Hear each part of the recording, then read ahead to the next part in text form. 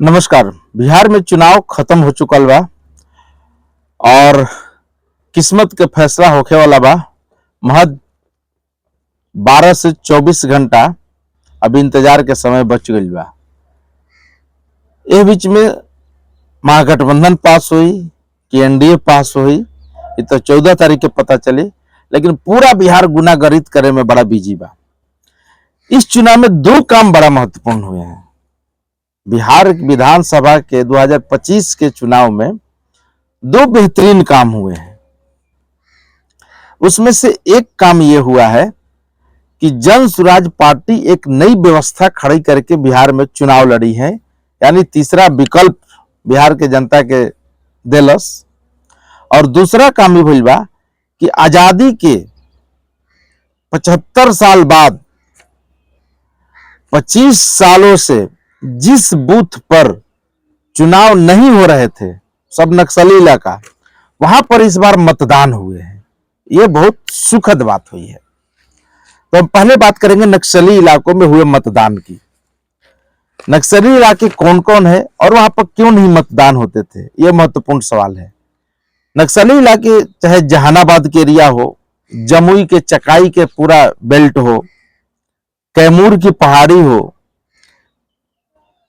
या फिर नवादा के साइड एरिया हो जो जंगली एरिया, पश्चिमी चंपारण के कुछ इलाके हैं, वैसे कई इलाके हैं जहां पर मतदान पिछले 25 सालों से उस गांव के उस बूथ पर नहीं हो रहे थे, वो इस बार संभव हुआ है। इसका दो मतलब है। एक मतलब तो यह कि अमित शाह जो कह रहे हैं कि नक्सलिज्म यानी नक्सली को हम खत्म कर रहे हैं, उसका डेडलाइन 25-26 मार्च का तय है, तो वो एक तरफ से सही साबित हो रहा है। दूसरा कि जो मतदाता अपने घर से निकलकर वोट डालने के लिए कहीं दूसरी जगह बूथ बनाया जाता था और डालते थे, 20 से 25% मतदान होता था, वहां पे इस बार 80%, 75%, 62% तक मतदान हुए। क्यों हुए?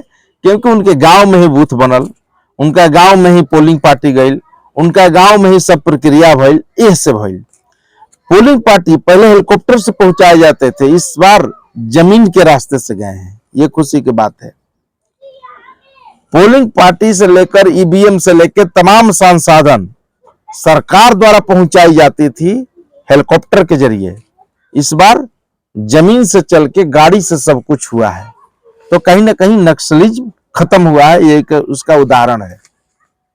चाहे वह धौरा के पहाड़ हो, चोरमारा हो, कैमूर इलाका हो, रेहल हो, दाराचुआ हो, चक्रमधा हो, इस सब इलाकों में दाराचुआ पर तो 80% मतदान हुआ है। इस सब इलाका में इस बार मतदान भइल बा। तो ये बड़ा खुशी के बात बा बिहार के लिए कि नक्सली इलाकों में भी अपने मताधिकार का प्रयोग करके अपनी सरकार चुनने की जिम्मेवारी मुख्य रूप से वहां की महिलाएं, पुरुष सब लोग निभाए हैं। अब समझिए कि नक्सली इलाका में जहां वोट ही नहीं पड़ता था 25 साल से, वहां पे 80% मतदान, कितनी खुशी की बात है। तो ये सरकार की योजनाओं के बढ़ता विश्वास, सरकार के काम करने का तरीका और एक तरह उग्रवाद और नक्सलवाद को खत्म करने का एक ये मुहिम भी है। दूसरा हम बात करेंगे जन स्वराज की। देखिए, बहुत आसान है किसी को क्रिटिसाइज कहना और करना कि हाँ जन स्वराज आया तो कुछ नहीं करेगा, अरे हार गया, ठीक है इस चुनाव में हार जाएगा, तो क्या हो जाएगा? कुछ हो जाएगा? कुछ भी नहीं होगा और आगे बढ़ेगा। अगर इसी तरह टिका रहा तो अब ये ना कि वो भाग जाए, तब कहां से आगे बढ़ेगा? लेकिन बहुत बड़ी हिम्मत करके एक तीसरा विकल्प खड़ा किया है। तिनका तिनका जोड़ के जो प्रशांत किशोर कहते हैं, आसान काम नहीं है। इस बिहार में बनी बनाई व्यवस्थाओं के बीच में और रीजनल पार्टी के इतने जोर के बावजूद एक नई पार्टी का जन्म होना, जात पात की राजनीति जैसे बिहार में होती, उस बिहार में सारे जमात को जोड़ के एक पार्टी को बनाना, उसको सींचना, खड़ा करना और विचारधारा भी अलग टाइप से, यह आसान काम नहीं है।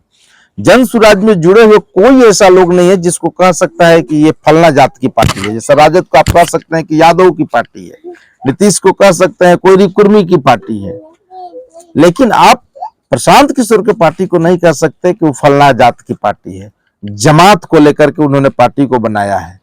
तो ये बड़ी खुशी की बात है। अब उनका कितना हार होगा, कितना जीत होगा, कितना आगे बढ़ेंगे, कितना पीछे बढ़ेंगे, ये तो बाद की बात है। इस चुनाव में उपचुनाव लड़े थे, 4 सीटों पे 10% मतदान उनका हुआ था, 10% वोट उनको मिले थे। अगर इस चुनाव में यह आंकड़ा 12% हो जाए, 15% हो जाए, भले उनको सीटों में तब्दील ना हो, तब पर भी उसकी जीत है, उसकी विचारधारा की जीत है। तो अगले चुनाव में उसको कोई रोक नहीं सकता है। इसलिए प्रशांत किशोर के पास खोने के लिए कुछ नहीं है। एक ब्राह्मण परिवार का लड़का, पढ़ा लिखा, बक्सर के रोहतास जिला के छोटे से गांव से निकल करके और अमेरिका में पहुंचना, यूनाइटेड नेशन में काम करना, मोदी जी से मिलना, फिर नीतीश से मिलना, दर्जनों राज्यों के मुख्यमंत्री को बनाना आसान काम समझते हैं। जो लोग बैठ के बाहर में गाली देते हैं ना, तालाब के पास जो बैठ के तैरना नहीं जानते, वही इस तरह की बात करते हैं। जो तैरेगा वही उस पार जाएगा, चाहे उस पार जाएगा, चाहे डूबेगा। इस मझधार और इस समुद्र रूपी चुनाव में, बिहार में चुनाव लड़ना आसान काम है? देश भर के मतदाताओं का मूड आप भाप लीजिएगा, बिहार का भापना मुश्किल है। कैसे सारे पॉलिटिकल पंडित फेल है, कह रहे हैं साइलेंट वोटिंग हुआ है, साइलेंट वोटर है। अरे साइलेंट वोटर नहीं है, ये तो ऐसा ही पूरा वायलेंट वोटर है, जिसका वोट बोलेगा, मुंह से नहीं बोलता है। और जबरदस्त मतदान हुआ है, सारे रिकॉर्ड टूट गए 75 सालों का। इसका फायदा जनसुराज को मिलेगा। सीट में कन्वर्ट होगा कि नहीं होगा, हमारी उम्मीद है, हमसे अगर पूछेंगे तो हमको लग रहा है उनकी खाता जरूर खुलेगी। तो ये दो काम बेहतरीन हुए हैं बिहार विधानसभा 2025 के चुनाव में।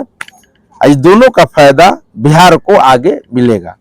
तो धन्यवाद, सब देखते रहें, लाइक सब्सक्राइब करते रहें। ये थोड़ा लीक से हट कर ऐसे खबर बताओ बड़ा जरूरी रहे।